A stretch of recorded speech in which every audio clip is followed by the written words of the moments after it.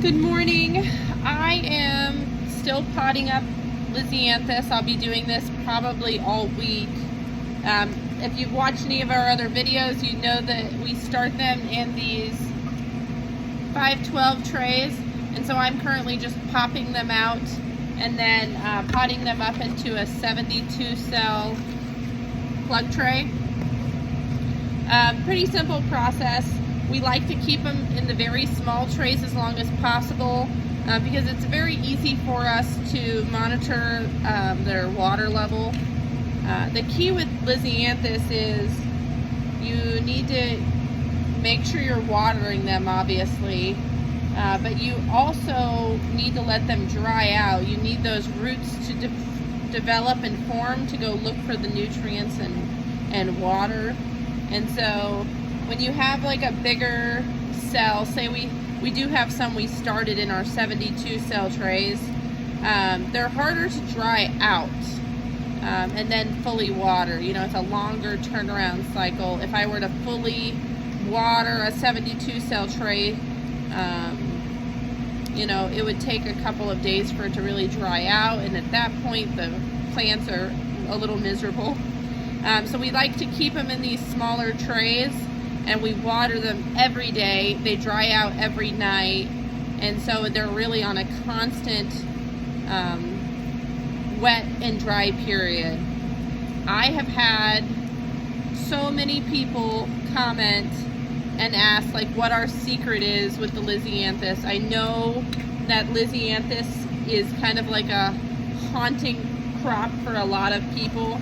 This is really only my second year growing Lisianthus. Last year, we successfully started a couple thousand, probably 3,000 from seed, and we ended up with probably 2,500 out in the field or so.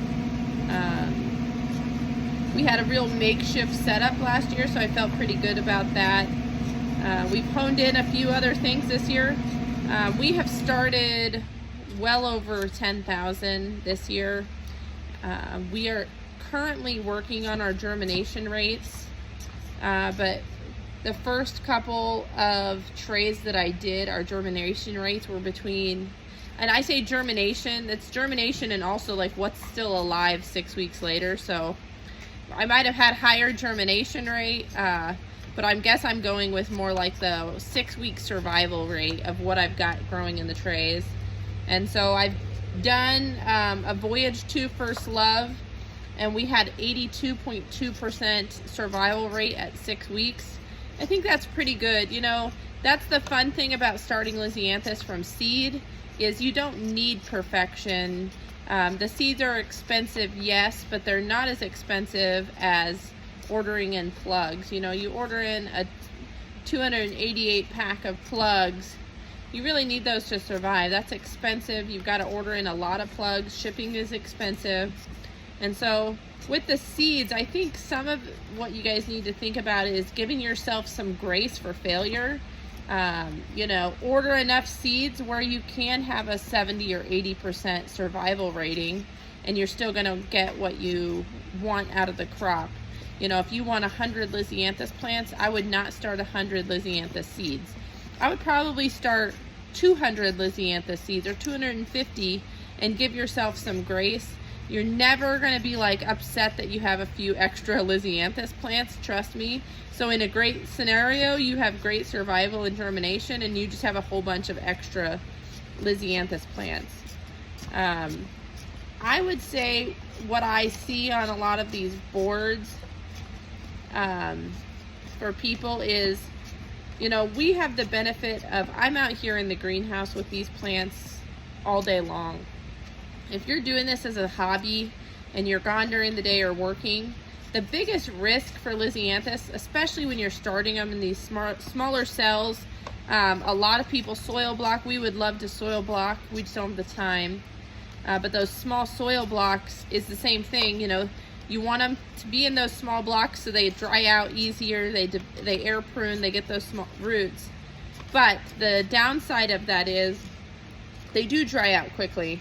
And so if it's a little warmer in the air that day, there's a little more air movement, you can easily dry out your seedlings, and if you're in the midst of germination, you really don't want them to dry out. The dry out, when I'm referring to the dry out cycle, it really has more to do with after germination. When we are starting these seeds, number one, surface sow. I guess I haven't read a packet. If you've watched any of my other videos, you know I don't often follow the packet instructions, as I kind of have my own rogue set of rules I follow when we're starting flowers. But a lot of times they'll say, you know, cover with a 1/4 inch, or plant them a 1/4 inch deep. 99% of flower seeds just need to be surface sowed. I had somebody else comment on here, our philosophy when we're starting seeds is what would happen in nature, and we try to replicate that as much in here in the greenhouse. Most flower seeds in nature are dropping to the ground, and that's how they're germinating. I see a lot of people trying to bury their seeds and they don't get germination. Most of these flower seeds need light. So if you're putting dirt on top of your Lisianthus seed or your flower seeds, they're not going to germinate. They need the light, and they're very, very tiny. And so they can't just move dirt necessarily to germinate. So number one, surface sow your Lisianthus seeds. Number two, most of these seeds, I've never seen non-pelleted seeds. Maybe if you are collecting some of your own seeds, you would have non-pelleted, but most of these seeds are pelleted. And when we surface sow these, so I surface sow them on the tray, I put some very fine vermiculite dust. If you don't know what I'm talking about, there's a ghost in here. If you don't know what I'm talking about, go back in my videos. I show you how we grind up our vermiculite and how we sprinkle that on our cut flower seedlings. So surface sow, sprinkle some of our vermiculite dust, and then I mist with the hose. If you've got a little sprayer, that's fine, but mist until the pellets are dissolved. If you can still see the pellets, your germination process has not started. And so I'll see a lot of people's videos asking about germination, and they're 4 or 5 days in, and I could still see a pellet sitting on top of the dirt. So mist, and get that pellet dissolved. It doesn't take too much extra time, but I do it. I don't sit the tray over on the heating mats until I've dissolved those pellets. So mist until the pellets are gone, and then as it's on the heat mat, I know in the interweb, everything's about bottom watering, which is great in theory, but I am a big proponent. This is why we put that vermiculite on top. I mist the top of our Lisianthus seedlings until they're growing, and I still top water a lot. I still bottom water, but I top water a lot. But through germination, I do not bottom water, and that's highly controversial, but you can't argue with me that our method isn't successful if we have a 6-week survival rating of 82%. That's higher than the seed packet germination rate, by the way. So I feel like we're doing something right. And I'm out here in the greenhouse with these all day long, and so there's a lot of times I'm out here, I'm misting them anytime I think the tops look like they're drying out. And you have to, with all seed starting, take that with a grain of salt. You don't want to drown your seedlings. I'm never spraying it to where there's like visible sitting water on there. I'm just misting the top and keeping the crust of that surface moist, because those seeds are sitting right on top. So that's where I'm like, the bottom water is great, but for germination, we were really just wanting the tops to be moist. We want to keep them misting, and that's our method. Again, you do you. I know there's some great flower farmers out there that are 100% just bottom watering their soil blocks, and that works for them. But this is an alternative method. Since we don't soil block, I'm not a huge fan of bottom watering, because I've got them in plug trays, or you saw my 512 trays, and I'm doing a lot of trays at one time. You know, I've probably got, you know, 25 trays on heat mats at any one time. And so to go through and take the time to bottom water, it's just unrealistic for me. So we missed the top through germination. I do put them, I don't do a lot of heat mats and domes on our Lisianthus, or sorry, our cut flowers. If you watch my other videos, a lot of my cool season crops I just open germinate in the greenhouse just like it would out in nature, and I don't heat mat or dome them. But the Lisianthus, the seeds are so expensive, and it's such an important crop for us. We do put them on the heat mats, and we put domes on. Continual mist, keep them wet, and as soon as we've got about 50% germination on the tray, I pull them off the heat mats, pull the domes off, and I sit them over on the greenhouse bench. And I continue, while they're little bitty guys, I'm continuing to top mist those. Again, you do you. When their roots are still not developed, I like to keep the tops, especially when I've got 50% germination. I still have seeds that are germinating in there. So I keep top watering, and then once they form, once they're getting like their first set of true leaves, this guy has 2 sets of true leaves already. But once they start getting, they still have their little cotyledons. Those are the first 2 leaves that form on a Lisianthus plant or any plant. And then they get their first true leaves after that. Once you've got some true leaves, that's when we start our fertilization program. If you've watched my other videos, we fertilize in many different ways. I think that for a lot of home gardeners, they're wondering why their success is lower than some of these more experienced growers. And I truly believe a lot of it is in the fertilization schedule. We're scared to do it as small growers or new growers. You don't want to hurt your seedlings, but fertilizing really does make it or break it. The seed starting mix does not have the nutrients to feed your plant for very long.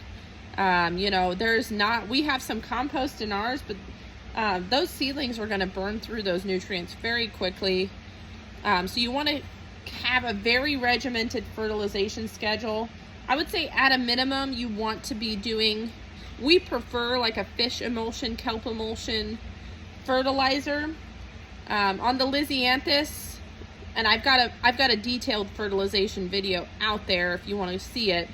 But for the Lisianthus, we bottom feed them at least once a week. I shouldn't say at least, it's just once a week. I don't ever have time to do it more than that, nor do I need to. So we do the bottom fertilization 1 time a week with that fish emulsion. But I also fertilize the whole greenhouse. I foliar feed it with that same fish emulsion once a week. And then I didn't last week because we were busy with the ranunculus planting. But then we typically do like a compost tea 1 day a week as well. And that's just through our hose foliar feeding method, which I've got some videos out there about that. So fertilization, but like I said, a lot of what I see the failure rate with the Lisianthus is those first 3 weeks where you've got to nurse them through that. They're not going to handle being dry through germination stage. So if you are working during the day, then you might need to start them in bigger trays, or not do the small soil blocks if you don't have access to check on them and make sure they're not drying out on you. If you dry out during the germination process, you know, your failure rate's going to go up substantially. And then again, don't overwater them. You know, just enough to keep the surface moist in between your waterings. Okay, I'm rambling on. Hopefully that answers some of your basic Lisianthus questions. If you have some more specific questions, let me know. Like I said, stick with it. They just need care and time. It's very daunting for people because these do take a long time. I promise you, as delicate and small as they seem right now, you know, these guys are like little tiny nuggets currently. These are the strongest, most resilient plants once they're out in the field. Their stems are strong. They can withstand hard winds. They last for like 21 days as a cut flower. We've had them last like a full 3 weeks. And so there's a reason that there's so much hype with these. Just don't give up on them. Set yourself up for success. Not everyone can nurse their seedlings 8 hours a day. Most people have jobs. So if you're not going to be around the seedlings, figure out a way to ensure that the top of your soil is staying wet. If that's some sort of automatic mister, or if you're going home at lunch and misting for a couple of weeks through germination, do it. Like I said, it only takes 1 day where these guys get really dry while they're trying to germinate, that they're done. So don't skimp on those steps. This is a long video, so I'm going to cut it off here. If you've got more questions on growing Lisianthus, let me know. Otherwise, follow our page. I will keep doing videos this entire season, and so you guys will see these guys from this stage all the way until we are planting these out in the high tunnel or the field, and as we're putting these together in bouquets and cutting these for bouquet sales. So stick with the page. We will get you there. You can start Lisianthus, and worst case scenario, you know, buy some plugs, but I really highly suggest just sticking with it, and you can grow Lisianthus from seed. It's not too difficult. It just takes some extra care. Happy farming.